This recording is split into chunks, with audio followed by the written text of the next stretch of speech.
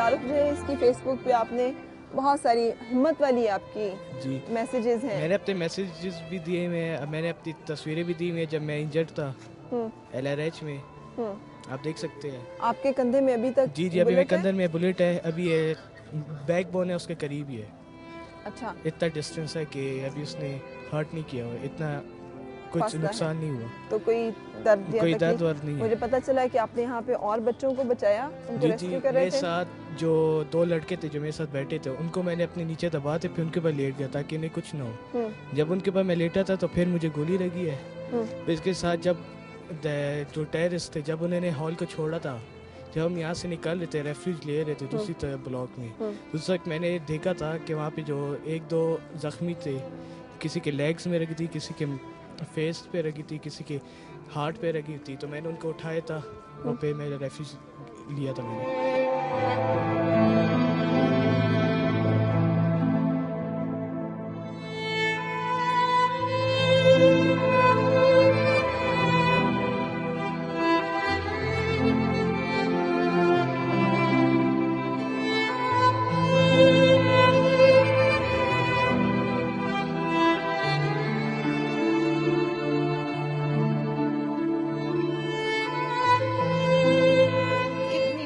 जिन्होंने कुर्बानियां दे के बच्चों को बचाया है, छोटे बच्चों को जो प्ले ग्रुप के और नर्सरी के उनको बचाया है। एक टीचर को आग लगाई है और वो उसको आग लगी हुई है और वो भाग रही है और बच्चों को कह रही है स्कूल से निकलो, जहाँ जाते हो जाओ लेकिन इस स्कूल से निकलो। छोटे छोटे बच्चे प्ले ग्रुप के भाग रहे हैं। एक बच्ची खेल रही थी, पहला दिन था उसका और फायर कर दी उस पर, 6 साल की बच्ची। 15 साल का बच्चा था लेकिन लगता था 20-22 साल का। बच्चों जैसी मासूमियत है इसकी। ये इनका बेटा है जिसकी की शहादत हुई है यहाँ पे। ये सुबह जब तैयार जाते हुए उसने ये सुबह जी जाते हुए उसने यानी शहीद होने आज, और ये सुबह जाते हुए उसने अपनी पिक्चर ली से उसकी आखिरी तस्वीर है, सेल्फी जो कि उसने ली है और मोबाइल फिर घर में छोड़ा।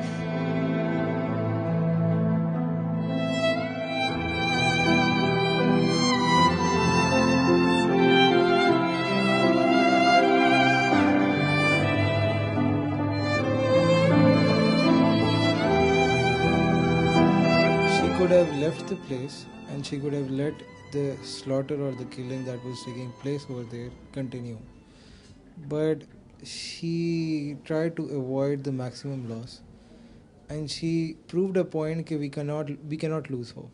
हम लोग hope नहीं lose कर सकते। Yes, it's a ये tragic। बहादुरी जो है ये उनकी कैरेक्टरिस्टिक्स थी, वो हमेशा चीज़ों में इसी तरह से देखें वो लेती थी heads on। बच्चों के लिए जो उनकी मोहब्बत थी वो इतनी ज़्यादा पहले से इसलिए ज़्यादा थी बिकॉज शी वुड बी, उनका कॉलेज जो है वो 2 बजे ख़त्म हो जाता था, उनकी छुट्टी हो जाती थी एंड वो आती थी घर 3:30-4 बजे से पहले कभी भी नहीं आई, बिकॉज वो ये चीज़ इंश्योर करती थी कि हर बच्चा स्कूल से चला जाए और वो अपनी ही गाड़ी में जाए। वो अपने स्टाफ की लेट ड्यूटीज़ लगाती थी, वो भी 3:30-4 बजे तक इनके साथ होते थे ताकि वो इंश्योर करें कि सारे बच्चे अपनी अपनी गाड़ी में चले जाएं। उसके बाद ये आती थी। उन्होंने कभी बच्चों को अकेला नहीं छोड़ा। अगर आप स्टाफ मेंबर से पूछते हैं तो स्टाफ मेंबर ये कहेंगे आपको कि जी उन्होंने हमारे किसी प्रॉब्लम को इग्नोर नहीं किया। तो वो हमेशा से उनकी ये चीज़ थी कि शी वुड बी केयरिंग, वो हमेशा इंश्योर करती थी कि अपनी ड्यूटी को पूरा करें। इवन ऑन दिस स्टेज जब उनको मिलिट्री ने भी कहा शी वॉज एवैक्यूएटेड, उसके बावजूद उन्होंने इनकार किया, शी स्टेड देयर। कुछ लोगों से तो ये भी सुनने में आ रहा है कि उन्होंने नेगोशिएट करने की भी कोशिश की और लेकिन इन सारे होने के बावजूद भी क्या नाम है जो डैमेज था उन्होंने अवॉइड किया जितना कम हो सका। तो आई थिंक होपलेसनेस के तो इसमें सवाल ही नहीं उठता। जो लॉस हुआ है वो तो हुआ है, इट इज़ सैड। और इससे हमें चाहिए कि हम बड़ों को कि हम लोग वो जो छोटे बच्चे जो कि उस ट्रॉमा से गुजरे हैं हम उन्हें रिकवर करें, क्योंकि जी एजुकेशन तो नहीं रुक सकता और ना ही आप इंस्टीट्यूट्स बंद करा सकते हैं। इस चीज़ को तो चलना है और इस चीज़ को चलाने के लिए the process has to go on. सही। अच्छा, कभी उन्होंने कोई किसी किस्म की सिक्योरिटी थ्रेट का या किसी खदशे का या खौफ का या ख़तरे का कोई जिक्र किया हो? कि कुछ देखिए, ऐसा? इनको थ्रेट्स का जो था वो तो जब से ये टेररिज्म का प्रोसेस शुरू हुआ तब से ऑन एंड ऑफ चीज़ें आती रहती थी। कभी कभी वो मेंशन करती थी, कभी पता नहीं वो मेंशन उन्होंने इग्नोर भी शायद किया हो, लेकिन वो ऑन एंड ऑफ तो उनको थ्रेट्स का वो आता रहता था, क्योंकि since it was an army installation. अच्छा, एज सन, बिकॉज इस वक्त पूरे मुल्क में लोग जो हैं वो बहुत ज़्यादा एक पेन के प्रोसेस से गुजर रहे हैं, और आप तो सबसे ज़्यादा हैं बिकॉज आप तो डायरेक्टली आपने you have lost your mother. तो मैं चाहूँगी कि आप हमारे कैमरे के थ्रू हमारे व्यूअर को थोड़ा कंसोल कर सकें। अगर आप हिम्मत और हौसले में हैं तो वो लोग, क्या मैसेज आपका होगा ऑफ होप जिसकी आप बात कर रहे हैं, जो उन्होंने भी जो हौसला और करेज दिखाया, what we have to do, आप क्या रिकमेंड करेंगे? क्या करे एक आम पाकिस्तानी कहीं बैठा हुआ मुल्क से बाहर या मुल्क के अंदर की? देखें, अब मेरे ख्याल से वो अपने सर्कल से निकल के इस मुल्क के बारे में सोचने का टाइम है। अभी तक तो हम लोग वही अपने बारे में सोचते हैं कि जब तक हमारे घर पे नहीं आती तब तक हम लोग इस बारे में सोचते नहीं हैं। और इतना ज़्यादा लॉस, यहाँ तक कि वो लोग आके उन बच्चों को इतने बेदर्दी से मार चुके हैं। तो अभी आई थिंक इट्स टाइम कि हम सारे यूनाइट हो जाएंगे। जो सारा जो पॉलिटिकल टेररिज्म जो शुरू हुई है हमारी, ये इन सारे ये जो पॉलिटिकल कॉन्फ्लिक्ट्स हैं हमारे, ये जो हमारे जो हमारी जो डिविजन्स हैं एथिक्स कल्चर इन बेसिस पे, फॉर गॉड से इन्हें ख़त्म करें एक मुल्क की तरह। Let's reunite. और ये जो बच्चे जो जो जो लगे हैं, इनको जो सर्वाइव्ड, जिन्होंने जाना था वो तो जा चुके, और जिन्होंने शहीद होना था वो भी जा चुके। अब उनको हम वापस नहीं ला सकते, लेकिन जो बचे हैं वो हमारे लिए ज़्यादा वैल्यूएबल होने चाहिए, और वो ज़्यादा प्रायोरिटी पे होने चाहिए। अब उसमें से बहुत सारे ऐसे स्टूडेंट जो 6th 7th 8th के हैं, जो बहुत छोटे हैं, इनका भी बहुत एजुकेशनल करियर रहता है। इनको उस एजुकेशन में वापस लाना हमारी प्रायोरिटी होनी चाहिए। इसकी वजह से और जो बच्चे अफेक्ट हुए हैं उनको वापस लाना, ताकि इस प्रोसेस को हम नॉर्मल कर सकें, और मतलब इस इन्वायरमेंट को हम सुधार सकें। और इसमें सिर्फ़ और सिर्फ गवर्नमेंट की रिस्पॉन्सिबिलिटी या आर्मी की रिस्पॉन्सिबिलिटी नहीं है।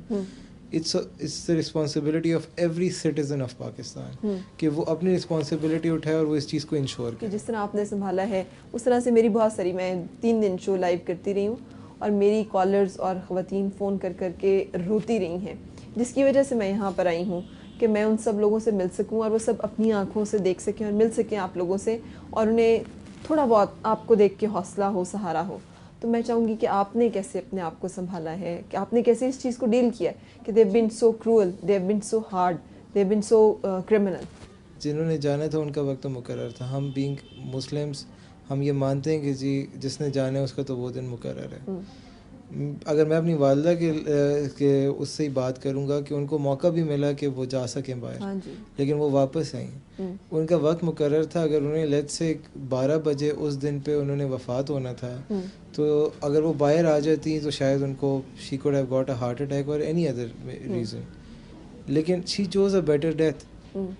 और वो बेटर डेथ ये थी कि उन्होंने जाके और बच्चों की जान बचाते हुए और घरों को उजड़ने से बचाने के लिए she fought, and that's how she died. बहुत शुक्रिया ATV के प्लेटफॉर्म से, और वो सब व्यूअर जो हमें कॉल कर करके हमसे बात करते रहे, उन सब के बिहाफ पे मैं आपको कन्वे करना चाहती हूँ कि इस वक्त पूरी पाकिस्तानी कौम और जहाँ जहाँ पर पाकिस्तानी हो, सब आपको पता है पूरे दिल से आप लोगों के साथ हैं। बहुत सारी दुआएं हैं इन लोगों की मग़फ़िरत के लिए भी जिनके साथ इतना जुल्म हुआ, और इस बात के लिए भी कि अल्लाह हमें आने वाले दिनों में इन हादसात से बचाए। आपका बहुत शुक्रिया। Thank you.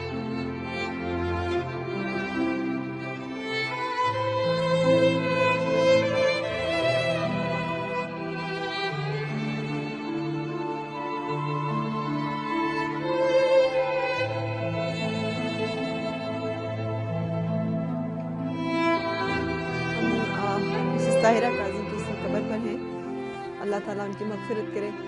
आपने सुनी होंगी बातें प्रोग्राम के दौरान उन बच्चों की जो बताते रहे कि किस तरह से ये वापस आती रहीं बार बार और बच्चों को वहाँ से निकालती रहीं, और उन्होंने कहा कि जब तक मेरे बच्चे यहाँ से नहीं चले जाते मैं यहाँ से नहीं जाऊँगी। तो एक बच्चे ने हमें बताया कि उनको तालिबान ने, दहशतगर्दों ने कहा कि अच्छा तुम बार बार बच्चों को बचाने आती हो, ये तुम्हें बचाने आती है, देखो हम इसके साथ क्या सलूक करेंगे। और फिर उन्होंने उनके साथ वो सलूक किया जो दरिंदगी और सफ़ाकाना सलूक में भी हमें कहीं इसकी मिसाल नहीं मिलती। यानी ज़िंदा आग लगा दी गई और बच्चों के सामने उन्होंने जल कर अपनी जान दी अपने फ़र्ज़ को अदा करते हुए। लेकिन हमारी वतन की इस बेटी ने और कौम की इस बेटी ने साबित किया कि मर्द होकर दहशतगर्द जो है बुज़दिलों की तरह उन्होंने हमला किया, औरतों और बच्चों पर हाथ उठाया और औरतों और बच्चों को अपने जुल्म का, अपने तशद्दुद का और बेईमाना तरीन तशद्दुद का कि गले काट दिए गए, गोलियां मार दी गईं, आंखों के सामने दूसरे इंसान को, उनकी टीचर को जिंदा जला दिया गया, जैसे सलूक जो है वो रवा रखे। लेकिन हमारी वतन की एक औरत ने, एक बेटी ने इतनी जुर्रत का सबूत दिया कि उन जानवरों के सामने खड़े होकर उन्हें ललकारा और कहा कि जब तक मेरे बच्चे हिफाजत से नहीं यहाँ से निकल जाते, मेरे सामने तो मेरे बच्चों को इस तरह से नहीं कर सकते। तो जिस मुल्क की बेटियाँ और उनकी माएँ और उनकी टीचर्स और जिनकी औरतें इतनी गयूर हों, इतनी हिम्मत वाली हों और इतनी जुर्रत वाली हों, उस कौम को कोई ख़तरा होना नहीं चाहिए। आज का ये जो सूरज गरूब हो रहा है, ये पेशावर में गरूब हो रहा है। ये जो सूरज तुलू हुआ था 16 दिसंबर को, हमें से किसी को इल्म नहीं था कि ये सानिया इतना संगीन होगा और ये इतना बड़ा दहशतगर्दी का ये वाक़या होगा जिसकी मिसाल तारीख़ इंसानी में नहीं मिलती है। बहुत सारे वाक़यात मैंने ऐसे सुने हैं जो हो सकता है कैमरे पे हमने आपको रिपोर्ट ना किए हों, इस पूरे प्रोग्राम में हमने आपको सुनाए ना हो, आपको बताए ना हो, लेकिन जो लर्ज़ा खेज़ किस्म की दास्तानें हैं उसको सुनने का हौसला किसी भी इंसान में नहीं। इसी दुआ के साथ कि ये जो सूरज गरूब हो रहा है, अल्लाह करे कि 16 दिसंबर जैसा सूरज दोबारा कभी तिलू ना हो और अल्लाह करे कि हमारे वतन पे ऐसा कोई हादसा दोबारा ना हो और अल्लाह ना करे कि वतन की किसी बेटी को, किसी औरत को, किसी बहन को, किसी टीचर को इस तरह से जल कर ना मरना पड़े अपने बच्चों की हिफाजत के लिए। अल्लाह करे कि अपने बच्चों की हिफाजत के लिए मैं और आप मुत्तहिद हो जाएं और अल्लाह करे इन जानवरों, इन दहशतगर्दों के खिलाफ हम मुत्तहिद हो जाएं और हम मिलकर इनसे लड़ें, क्योंकि ये हमारी आपस की नाइत्तफाकी का, हमारी आपस की नाशाकी का, हमारे आपस की लड़ाई झगड़े का फ़ायदा ये लोग उठाते हैं। बस इसी दुआ, यही उम्मीद और यही आरजू लेकर मैं ना सिर्फ ताहिरा काजी की कब्र से जा रही हूँ बल्कि पेशावर से भी जा रही हूँ कि ये जो सानिया पाकिस्तान है, जिसको हम सानिया पेशावर कहते हैं, ये दरअसल सानिया पाकिस्तान है। इस जैसा कोई सानिया पाकिस्तान का कोई फ़र्द, कोई सूबा, कोई इलाका, कोई कौम, कोई बच्चा, कोई औरत, कोई माँ, कोई बीवी, कोई बहन, कोई मर्द, कोई बाप, कोई भाई जो है वो ज़िंदगी में दोबारा कभी न देखे। और इसी दुआ के साथ कि अल्लाह करे कि पाकिस्तान को अमन और सुकून नसीब हो। अल्लाह हाफ़िज़।